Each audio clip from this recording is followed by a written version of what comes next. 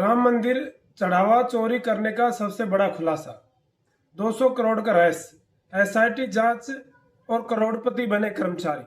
नमस्कार दोस्तों, अयोध्या के भव्य राम मंदिर में श्रद्धालुओं द्वारा चढ़ाए गए दान को लेकर एक ऐसा मामला सामने आया है जिसने पूरे देश को चौंका दिया है।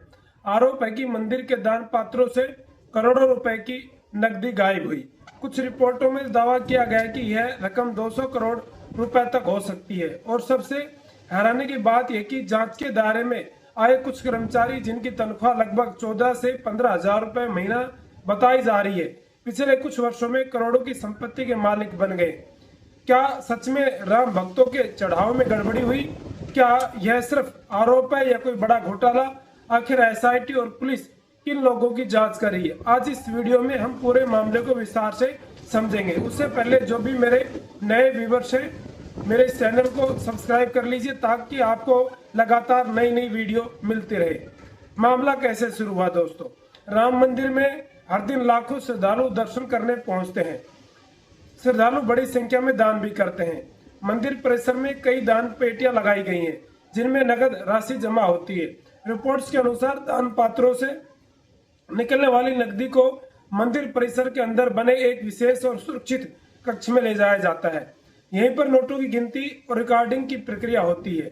बताया गया कि इस प्रक्रिया में लगभग 50 कर्मचारी शामिल रहते हैं। लेकिन विवाद तब शुरू हुआ जब कुछ कर्मचारियों की संपत्ति को लेकर सवाल उठने लगे। कहा गया कि कई कर्मचारियों की जीवन शैली अचानक बदल गई। महंगी गाड़ियां, जमीनों की खरीद और बढ़ती हुई संपत्ति का लोगों ने उनका ध्यान खींचा। यहीं से शक पैदा हुआ कि कहीं दान की रकम में कोई गड़बड़ी तो नहीं हो रही है। दान की गिनती कैसे होती है, पहले उसको समझते हैं। अब समझते हैं कि दान की गिनती की पूरी व्यवस्था क्या है। मीडिया रिपोर्ट्स के अनुसार दान की गिनती के लिए कुल 50 लोग मौजूद रहते हैं। इनमें 3 प्रकार के कर्मचारी शामिल बताए गए।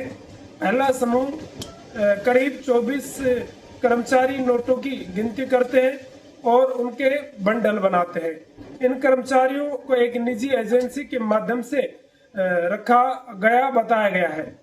दूसरा समूह होता है जिसमें लगभग 12 कर्मचारी निगरानी का काम करते हैं।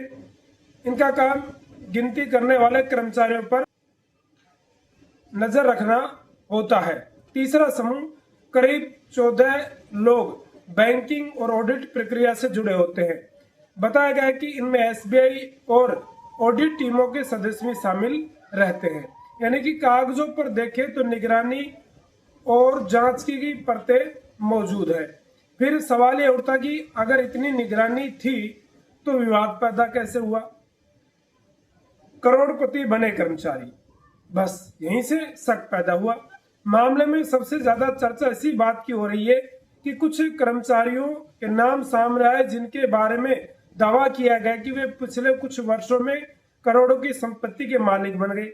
रिपोर्टों के अनुसार जांच एजेंसियों की नजर उन कर्मचारियों पर गई जिनकी घोषित आय और संपत्ति में बड़ा अंतर दिखाई दे रहा था। बताया गया कि कुछ लोगों ने जमीन खरीदी, कुछ के पास महंगी गाड़ियां मिली और उनकी आर्थिक स्थिति पहले की तुलना में काफी मजबूत दिखाई दी। इसी आधार पर उन पर संदेह किया गया। हालांकि यह समझना जरूरी है कि केवल संपत्ति बढ़ जाने से कोई व्यक्ति दोषी साबित नहीं हो जाता। कानून के अनुसार अंतिम निष्कर्ष जांच पूरी होने के बाद ही निकलता है। इसलिए अभी सभी आरोपों की जांच जारी है। अब तक जांच में क्या हुआ, क्या मिला? मीडिया रिपोर्ट्स के अनुसार पुलिस और जांच एजेंसियों ने कुछ कर्मचारियों से पूछताछ की। रिपोर्टों में दावा किया गया कि कुछ लोगों के पास से नकदी बरामद की गई। साथ ही एक कार और कुछ महंगे मोबाइल फोन भी जांच के दौरान सामने आए। इसी बीच मामला इतना बड़ा हो गया कि प्रशासन को उच्च स्तरीय जांच शुरू करनी पड़ी। बताया गया कि दिल्ली से एक वरिष्ठ आईपीएस अधिकारी भी अयोध्या पहुंचे।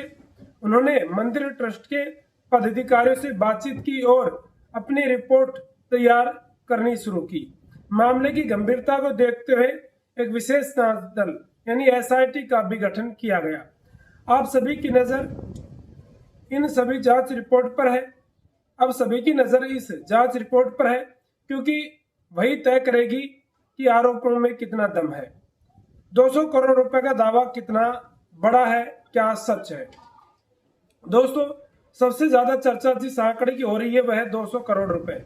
कुछ शुरुआती अनुमानों में यह दावा किया गया कि चोरी या गड़बड़ी की राशि 200 करोड़ रुपए से अधिक हो सकती है, लेकिन ध्यान देने वाली बात यह कि यह अभी तक केवल अनुमान और आरोपों का हिस्सा है। जांच पूरी होने तक किसी भी निश्चित रकम की आधिकारिक पुष्टि नहीं हुई है। कई बार बड़े मामलों में शुरुआती आंकड़े बाद में बदल जाते हैं, इसलिए हमें जांच एजेंसियों की अंतिम रिपोर्ट का इंतजार करना चाहिए। फिर भी यदि इतनी बड़ी राशि की गड़बड़ी साबित होती है तो यह देश के सबसे चर्चित और वित्तीय मामलों में से एक हो सकता है। राम मंदिर करोड़ों श्रद्धालुओं की आस्था का केंद्र है। ऐसे में दान और चढ़ाव से जुड़ा कोई भी आरोप लोगों की भावनाओं को प्रभावित कर सकता है।